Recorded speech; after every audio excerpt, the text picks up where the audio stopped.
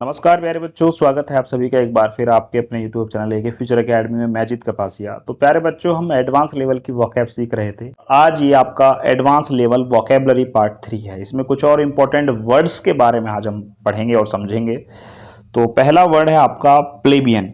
Plebeian का मतलब होता है साधारण। जैसे आपने एक ऑर्डिनरी या सिंपल वर्ड सुना है जिनका मीनिंग होता है साधारण, ऐसे ही प्लेबियन का जो मीनिंग है वो भी क्या होता है, साधारण होता है। आर्ग्यूर वेल फॉर का मतलब होता है शुभ संकेत, यानी कि जब आपको कुछ शुभ संकेत दिखाई देने लग जाते हैं, जिससे मतलब ये कामयाब होना हो आपको, या किसी रास्ते पर आप जा रहे हो तो आपके सफल होने के लिए जब शुभ संकेत दिखाई देते हैं। मेक ओवर का मतलब होता है पुनर्निर्माण करना। रिट्रीट का मतलब होता है अपने स्थान से वापस आना। रिट्रैक्ट का मतलब होता है अपनी बातों से मुकर जाना। बहुत सारे लोग ऐसे होते हैं जो अपनी बातों से मुकर जाते हैं, झूठ बोल देते हैं कि हमने ऐसा कहा ही नहीं है। पहले जो आप वो बोलते हैं उस बात को मानने से इनकार कर देते हैं।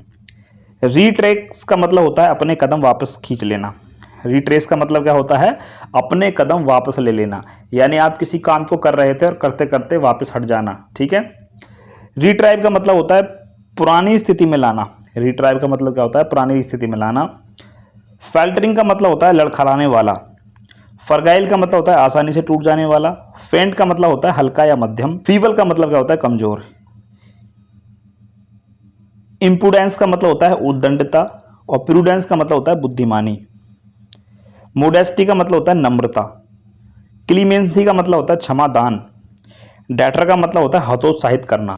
कॉल्यूज का मतलब होता है संवेदनहीनता। क्या होता है, कॉल्यूज का मतलब क्या होता है, संवेदनहीनता। स्टैटिकल का मतलब होता है व्यंग्यात्मक। फ्लोरा एंड फूना का मतलब होता है जीव एवं वनस्पति। बोस्टफुल का मतलब होता है डींग हाँकने वाला, यानी लंबी लंबी फेंकने वाला जो होता है उसे हम बोलते हैं बोस्टफुल। कॉनेशन का मतलब होता है निहित अर्थ। अर्ग्यू का मतलब होता है इच्छा। स्कार्गम का मतलब होता है व्यंग। स्कार्जम का मतलब क्या होता है, व्यंग। रिग्रेटफुलनेस का मतलब होता है पश्चाताप। डैशपोइल का मतलब होता है लूटना खसूटना, किसी व्यक्ति को लूटना खसूटना। पोच का मतलब होता है अवैध शिकार करना, यानी इलीगली जब कोई व्यक्ति शिकार करता है तो उसके लिए हम यूज करते हैं पोच। ग्रिम का मतलब होता है गंभीर। लुको एक्समेस एट का मतलब होता है नाखुश होना, किसी काम से नाखुश हो जब आप। एक्सप्लॉइट का मतलब होता है शोषण करना। असाल्ट का मतलब होता है आक्रमण करना। और फिटफुल का मतलब होता है रुक रुक कर।